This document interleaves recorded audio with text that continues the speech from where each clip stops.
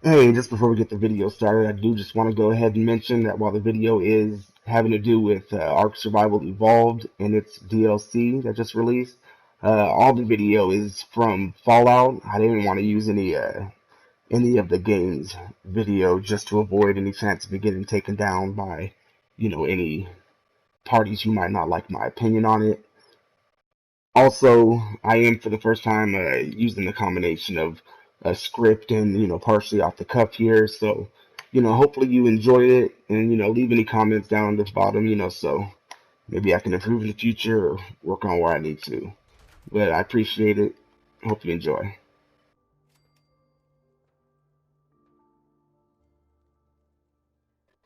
Hey everybody, coming at you today with a video regarding the new paid DLC for Ark Survival Evolved. The point of our video today is to explain exactly why I'm choosing to, refrain from purchasing the DLC just yet, and I'm hoping that some others will do the same. First, a quick rundown of what Ark Survival Evolved is for all those who might be on the fence about it since it's getting some, attention right now. Just to give you a quick rundown of the game. Ark is a survival game that has been in early access for over a year now. Originally, I think the release date was set to be in June, but in April they delayed that until currently it's at December, but who knows where that'll finally rest at. But you're tasked to survive with and from other players, though there is a single player option, and you're in a world with dinosaurs, which, is pretty cool.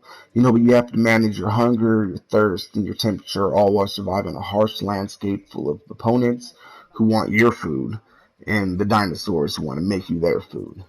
It's a pretty straightforward survival game that can be both fun and challenging. That said, being that it is still in early access, it's still unfinished and still unpolished. The game suffers from a horrible, frustrating lobby. At least that's how I personally feel about it. And some slow loading times and enough lag that you'll pretty often think your game is frozen. I mean, don't get me wrong, I really like Ark, but the problems do exist and they serve as a constant reminder that you're not playing a finished game. Okay, which does bring us to the point of the video. So Studio Wildcard, the studio that's making Ark Survival Evolved, just released new DLC for Ark Survival Evolved.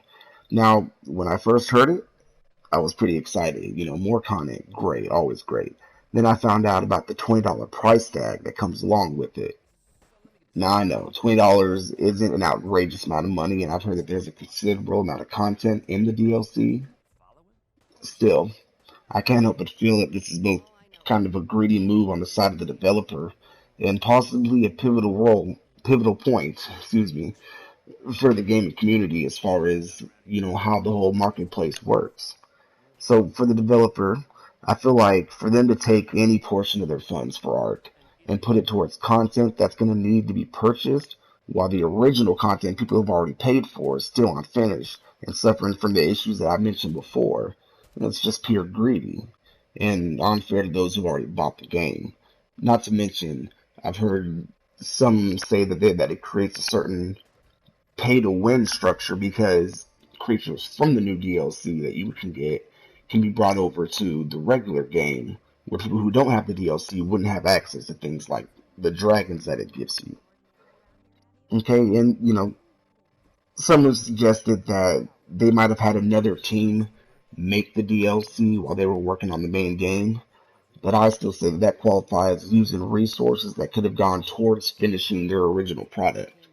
Either way, they're paying somebody, and that's money. That if they had another team, that team could have been working with them on finishing the game they have now, or at least what part of the game they have now. So, you know, all that though, that can be debated, okay, depending on who you ask. But it really, what bothers me more is the effect it can have on the gaming market. I mean, that's something I'm really worried about. See, I mean, is it really a new standard that we want to set, allowing developers to detour from finishing early access games in favor of content they can further charge early adapters for? I mean, what happens when they simply decide there is no need to focus at all on finishing their games, choosing to instead just include those fixes in their DLC? You're waiting on some new feature that's supposed to be, or not even a feature, just something that's supposed to be fixed. Well, it's fixed, but it's fixed in the new content. I mean, that's kind of a stretch, but I mean, you have to remember, I mean, developers, they're not. We see time and time again that sometimes that shady actions can they occur. I mean, I mean, what happens when they simply decide that there's that, or how long before more and more game developers decide to just keep their game in early access limbo, just keep it in there forever. There's no reason to finish a game because they can just keep on selling more DLC. It's getting finished as the DLC is rolling out. It kind of brings to mind